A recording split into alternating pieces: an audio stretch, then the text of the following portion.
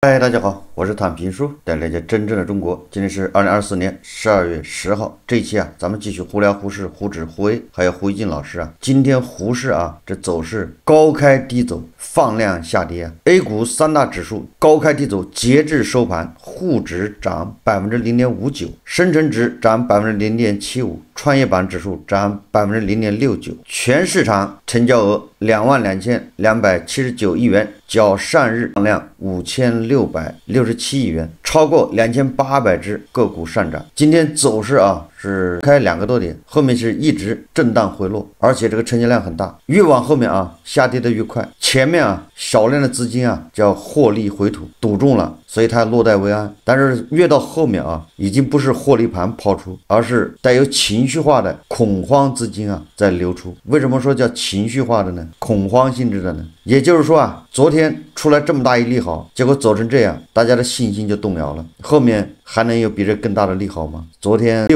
六字真言呢，然后又是从2011年啊开始的稳健货币政策改为适度宽松，对吧？这么好的一个利好啊，结果它高开低走，所以越往下恐慌盘越多。这种走势啊，最近频繁出现。我记得去年这个8月份啊，不是要印花税减半吗？也是高开低走。今年10月8号又是个高开低走，加上今天的高开低走，对吧？短时间里面就3根墓碑线呢，这叫墓碑线，套牢多少人呢？主要是放量，意味着很多人被套牢在上面。这个走势啊，可以说已经走坏了。如果今天啊一鼓作气把这个8号的那根上影线给吃掉，接下来几天回调一下，那你还可以说这是牛市，或者叫什么闪电牛、2次牛。但是在这么大的一个利好之下，居然走出高开低走，套人的走势啊，不知道有多少金融消费者被套进去，扩大消费，扩大内需。首先从胡适开始，越来越多的小散被吸进去，想跑恐怕也跑不了。昨天下午收盘以后啊，这个新华社的消息出来，我就觉得很纳闷。按照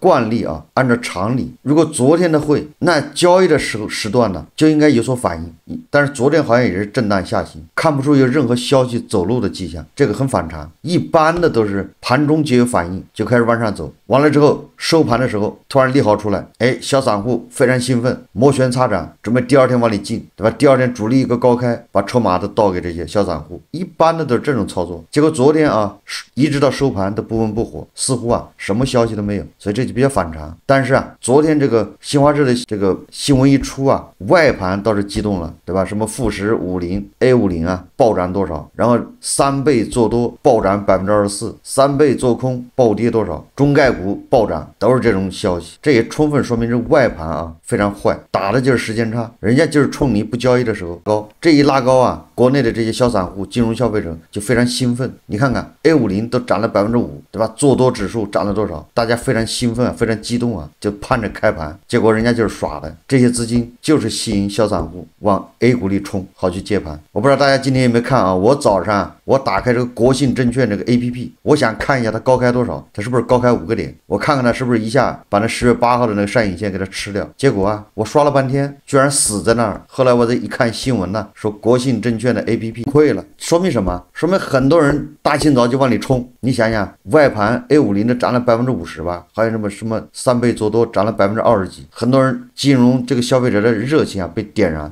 这个凤凰网财经报道啊说，国信证券炒股 APP 崩了， A 股今日开盘大涨。有网友在社交媒体反映，国信证券炒股 APP 又崩了，网友吐槽系统又崩了，必须赔钱。这个国信证券好像9月30号又崩过一次啊，原因都是因为访问量太大，导致交易软件崩溃。那今天很多人冲进去买啊，所以今天是放量。我是今天亲自体会了一下，关键它盘中啊好像又崩溃了，它不是崩溃一次啊，这国信至少崩溃好几次。当然了，不光国信崩溃啊，根据这个媒体报道，21财经报道啊，长城证券 APP 也崩了。内部员工回应，由于上交所部分会员席位成交回报处理问题所致，说今日 A 股3大指数均大幅高开，沪深两市低开个股不足50只，行情交易太火爆。有市场消息称，长城证券 APP 崩了。一名长城证券内部员工向记者承认了上述信息真实性，不过他表示目前已经恢复正常。谈及崩了的原因时，该人员表示，由于上交所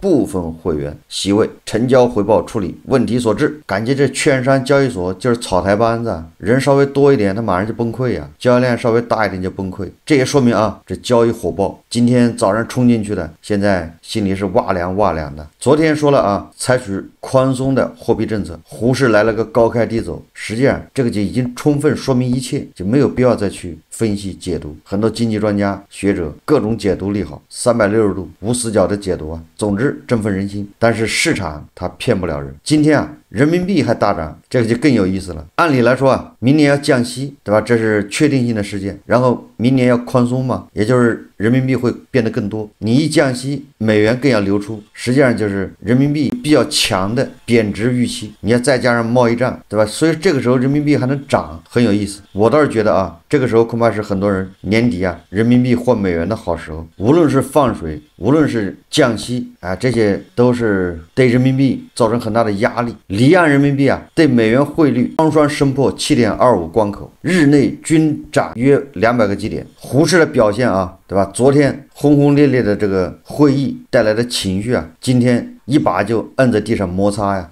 早盘笑嘻嘻，尾盘掐人中啊！今天又套了多少人？所以小散户想在里面赚钱太难，难如上青天。9月份的会让10月8号达到了一个高点，这按理来说啊，这次的会比9月份的会规格更高，力度更大，更加利好沪市。因为啊，以前的会议里面跟你说啊，很少提股市这2个字，这次居然提了股市，而且还是稳股市，说明什么？你至少说明这个力度以前都大。既然比以前都大，但是它却没有创造新高，就是近期的新高，没有10月8号飞得更高，说明什么？就说明我们说的信的人越来越少。我说了1次、2次、3次，越来越多的人对小作文、对这些政策脱敏，不再相信。等到越来越多的人不相信的时候，就是暴跌的时候。后面还有什么会啊？后面外媒还能搞出什么小作文出来？即便能搞出来，大家还信吗？1次、2次、3次的稳住楼市、股市。昨天咱们说了，叫稳住。所以不要看那些所谓的专家在那解读，他们是跪着解读，读不出个什么东西出来啊！今天啊，也昨天啊，一个比较重要的新闻就是马云呢，不仅露面了，而且又讲话了，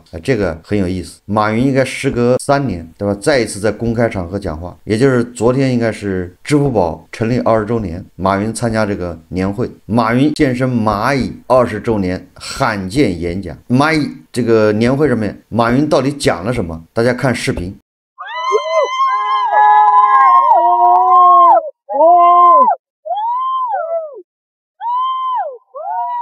这个蚂蚁的同学们，大家晚上好。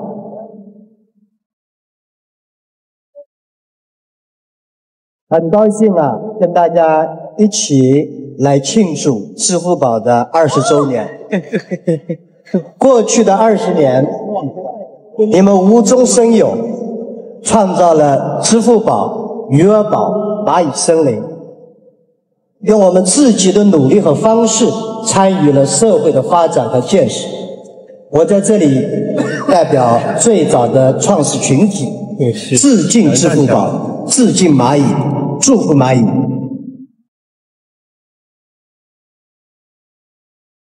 今天我不是为了蚂蚁过去的20年的成绩而来，而是为了蚂蚁未来的20年而来到这个现场。我们每一个时代都给了每一代人不同的机遇和挑战，但不是每一个人都能把握着这种机遇和挑战。20年以前，互联网刚刚来到的时候，我们这代人很幸运，我们抓住了互联网时代的机遇。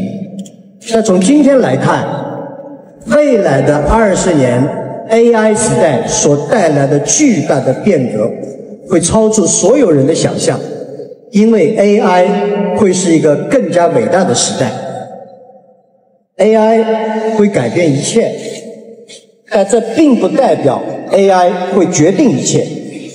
技术固然重要，但是未来真正决定胜负的，还是今天我们为这个即将来到的时代做些什么真正有价值而又是与众不同的东西。我们今天能做的和未来能做的，依然应该是我们过去20年所坚持的那些，让科技给每个普通老百姓的生活带去进步和改变。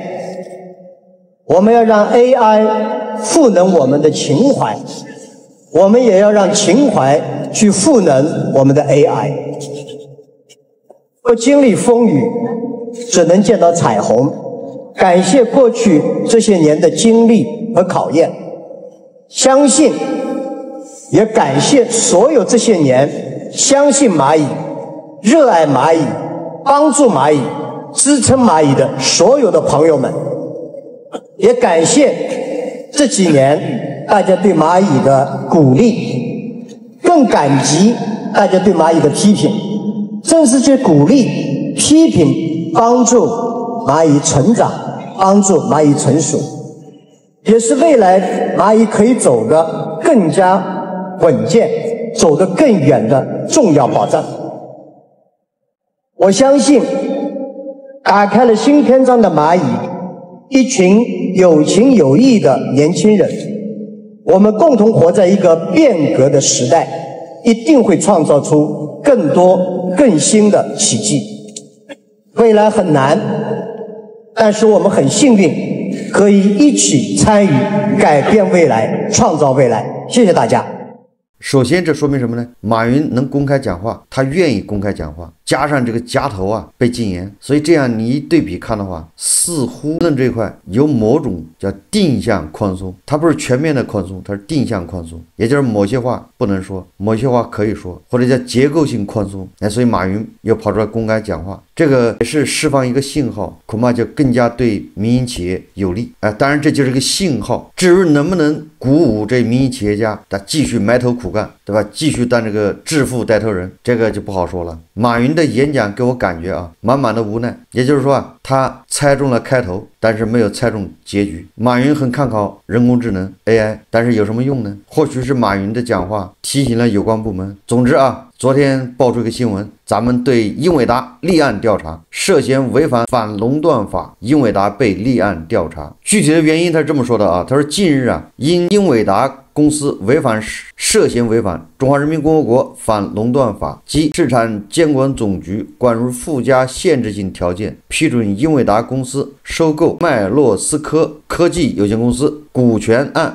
垄断审查决定的公告。市场监管总局依法对英伟达公司开展立案调查。这个英伟达回应媒体啊，说乐意回答监管机构的任何业务问题。这个反垄断调查呀，它当然是一个武器，但是你也不能说它本身就某种这个叫正常的一个叫商业监督。因为啊，这个英伟达它不仅在中国，它在别的地方也在遭到调查，就是反垄断调查。这个英伟达的黄仁勋吧，刚从这个越南，对吧，跟越南总理啊吃完那个烧烤、路边摊啊、喝啤酒、撸串，这边遭到反垄断调查，也有可能是巧合吧。还有更巧合的，还是昨天啊，有网友发布视频称，广东河源源城区阿里巴巴云端数据库发生火情，现场燃起熊熊大火，浓烟滚滚。视频发布者称，火灾发生于9日下午，有几百号人向外逃生。记者拨打了阿里云客服人员电话，客服表示目前未接收到相关故障通知和起火的情况。随后，记者又致电广东河源源城区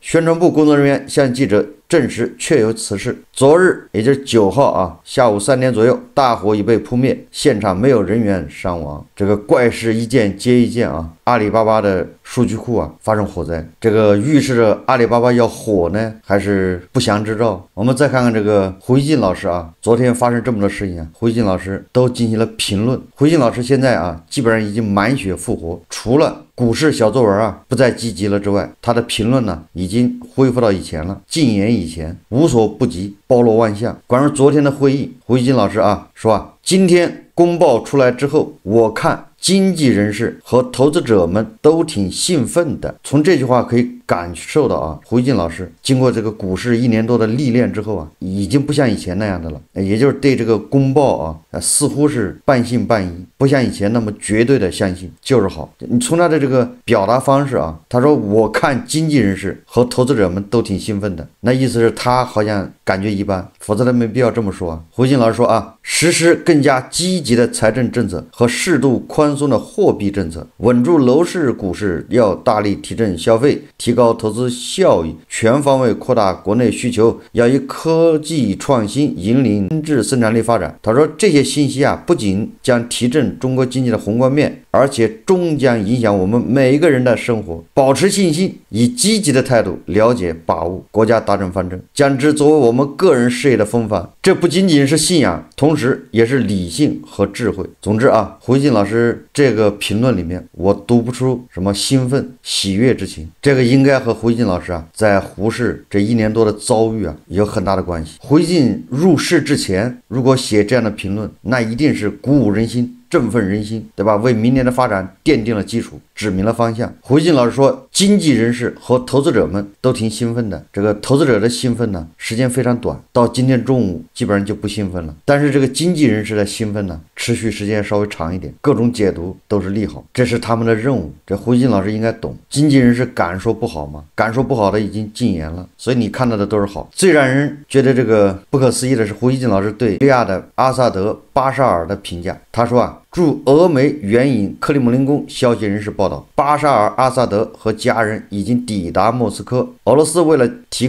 其提供了庇护。如果是这样，他说在俄的帮助下，阿萨德在阿拉伯之春后延长了政治生命13年，最后与家人平安落地。他的这个命运至少比卡扎菲要好很多，而且客观说也不比埃及的穆巴拉克差，后者是美国的忠实盟友。他这个评论非常长，咱们就不说了，我们就看这一段。就是胡锡进老师啊，他典型的啊，从帝王的角度啊，从统治者的角度去看待这个事情，他没有从叙利亚人民的角度去看，对吧？这是胡锡进老师长期啊熏陶，以前受的教育加上后面的工作啊，所以练就的自动的啊带入这种统治者的视角，帝王视角去看问题。如果从帝王视角去看，这个阿萨德·巴沙尔似乎啊不是那么糟糕，因为毕竟他没有被吊死，也没有被人从下水道里给掏出来。但是你要从叙利亚人民的角度去看，这叙利亚这13年过着什么日子？各种国外势力在这个叙利亚领土上交战，俄罗斯的空天军在那儿肆无忌惮的轰炸，瓦格纳在那儿肆无忌惮的屠杀，当然还有美军，还有黎巴嫩真主党，还有拉克的伊朗的革命卫队，当然还有土耳其的势力。你说这13年叙利亚人过着什么日子？为什么不从叙利亚人民的角度去看问题？如果从叙利亚人民的角度看，那巴沙尔应该回到叙利亚接受审判。